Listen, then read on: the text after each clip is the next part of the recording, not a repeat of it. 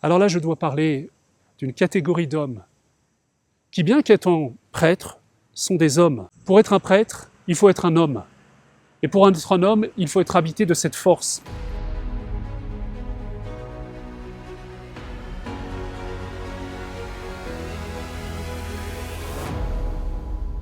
Avec Saint Joseph, on parle beaucoup de l'homme, de la vocation de l'homme restauré dans la plénitude que Dieu a voulu pour lui.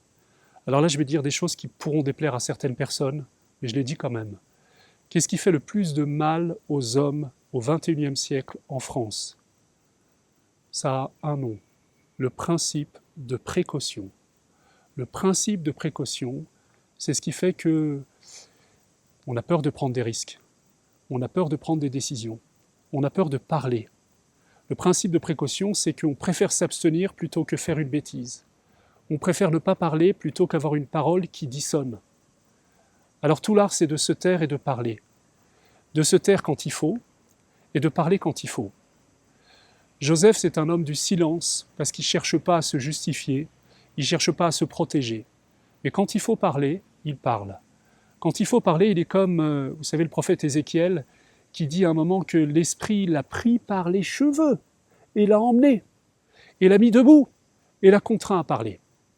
Et Jérémie va même dire, il va en vouloir à Dieu, il va dire « Mais tu m'as séduit, tes paroles étaient en moi comme un feu qui me consumait, et j'étais contraint de parler, et maintenant je suis coincé parce que je suis livré à l'incompréhension, à la persécution des hommes qui te rejettent et donc qui rejettent ton prophète. » Eh bien, ce qui manque le plus à notre époque dans l'Église, c'est des prophètes, c'est des gens qui parlent au nom de Dieu, c'est des gens qui acceptent de se compromettre, de s'engager, de dénoncer le mal quand il faut le dénoncer, même quand ça déplaît.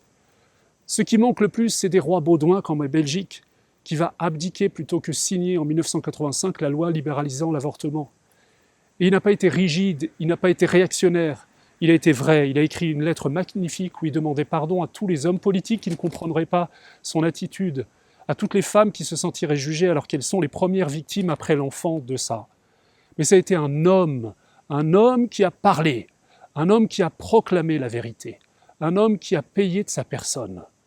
Tous les hommes ici présents, tous les hommes qui entendent cette vidéo, demandez au Seigneur de vous sortir du lieu où vous êtes cachés, tapis derrière l'arbre comme Adam. Je me suis caché parce que j'étais nu. Et quand tu en sors, c'est pour dire quoi? C'est pas moi, c'est la femme que tu as mise à mes côtés. C'est-à-dire que tu avais été créé fort, fort contre le serpent pour être doux avec la femme. Eh bien, tu as été doux avec le serpent parce que tu ne l'as pas affronté et tu as été dur avec la femme. Tu l'as dominé, alors qu'il y avait un seul être que tu ne devais pas dominer, c'est la femme. Et tu devais dominer tous les autres êtres, tous les autres animaux. Vous savez qu'il y a cette parole très forte du philosophe Maritain qui disait « On a besoin d'hommes à l'esprit dur et au cœur doux ». L'esprit dur, c'est celui qui sait dénoncer le mal, appeler un chat, le bien et le mal ce qu'ils sont, pour être doux. Et il dit malheureusement, on a trop d'hommes à l'esprit mou et au cœur sec. Et Bernanos ajoutera, beaucoup d'hommes, ils ont la tripe sensible et ils ont le cœur sec. Chers amis, je vous propose d'avoir un esprit dur pour avoir un cœur doux, d'être dur contre le serpent et doux avec la femme. Je le dis à tous mes frères prêtres, vous n'êtes pas des anges, vous n'êtes pas des êtres désincarnés, vous n'êtes pas du sucre.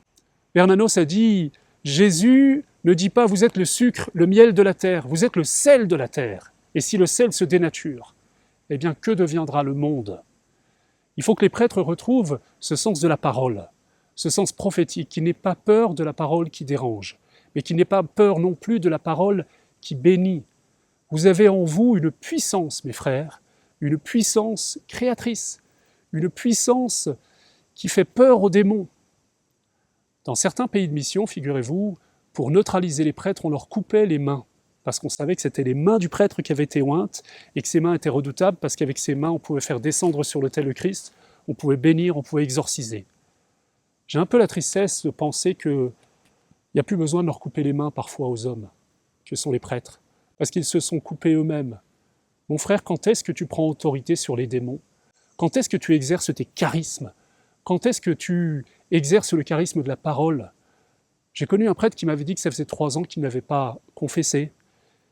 Certains prêtres qui disent qu'ils n'ont jamais exercé l'autorité spirituelle par le ministère de délivrance. Alors curieusement, ils deviennent autoritaires avec les personnes, durs avec les personnes, parce qu'ils ne sont pas durs avec le démon, avec le mal.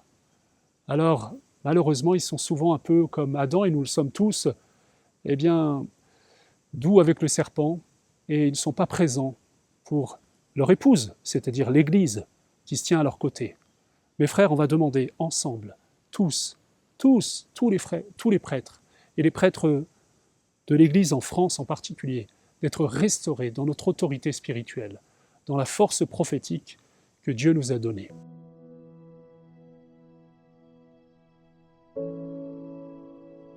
Seigneur, je te bénis pour le don du sacerdoce. Je te bénis pour ces hommes que tu as mis à part. Je te bénis pour la générosité de leur vie offerte pour l'Église. Je te bénis pour ces hommes qui t'ont offert leur cœur, leur corps, leurs mains, ces mains qui ont été ointes, la paume de leurs mains qui a été ointe au jour de l'ordination par le Saint-Crème pour qu'ils se servent de ces mains pour bénir, pour exorciser, pour pardonner, pour encourager, pour baptiser. Ces mains qui sont comme les mains de Marie à la médaille miraculeuse, qui malheureusement, en ce jour où les rayons qui s'écoulaient de chacun de leurs doigts avaient éteint, elle dit « ce sont toutes les grâces qui ne m'ont pas été données ». Seigneur, je te demande de rétablir chacun des prêtres dans la plénitude de la grâce qui lui a été donnée par l'ordination. Que tout ce qui n'a pas été jusqu'à ce jour exercé dans tout ce déploiement de l'autorité spirituelle en eux, eh bien soit débloqué maintenant. Je prends autorité sur tout esprit de timidité, tout esprit de peur, tout esprit de crainte du jugement des hommes. Je prends autorité aussi sur tout ce qui fait que dans l'Église, le prêtre a souvent le sentiment d'être de trop, de ne pas être à sa place.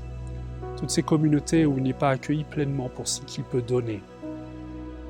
Toutes les fois, il ne peut pas pleinement déployer son cœur d'époux de l'Église, d'époux de sa communauté, son cœur de père des âmes, son cœur transpercé qui se laisse déployer vraiment ses entrailles de miséricorde. Seigneur, je te demande de rétablir pleinement vos frères prêtres, Vierge Marie, tes enfants bien-aimés, dans la plénitude de la force et de la joie qu'ils ont reçue au jour de leur ordination. Amen.